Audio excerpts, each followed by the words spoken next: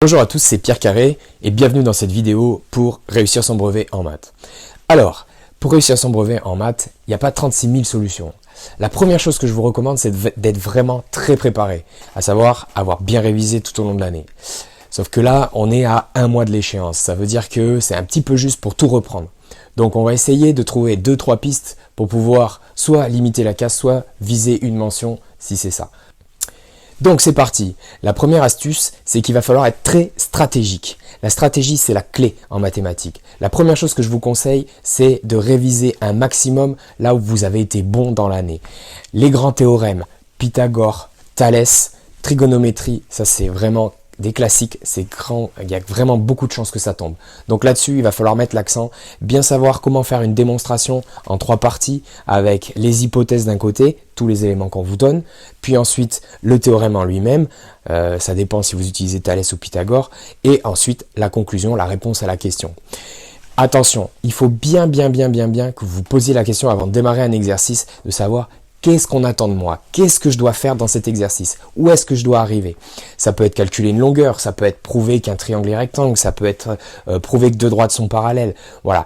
Si vous savez ce qu'on vous demande, vous allez savoir ce que vous allez utiliser. Ça, c'est la clé, l'essentiel.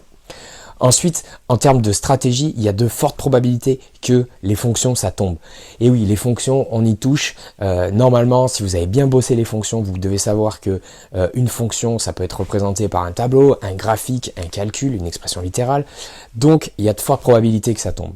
Ensuite, si j'ai vraiment un dernier conseil à vous donner, c'est le jour J, lisez l'ensemble de l'énoncé. Lisez l'ensemble des exercices. Pourquoi? Parce que il y a des exercices qui valent des points, donc cela peut-être qu'il va falloir les travailler en premier, et ensuite il y a peut-être des QCM, des questions où vous allez avoir des points faciles, des points gratuits, donc allez-y, foncez. Les QCM c'est la clé, faites-les, ça rapporte un maximum de points. Au pire, vous jouez avec la chance, au mieux vous connaissez les réponses. Souvent en plus on ne vous demande pas de justifier. Ensuite, pour finir, pensez à, et ça c'est valable pour toutes les épreuves, pensez à bien vous hydrater et surtout à bien dormir juste avant.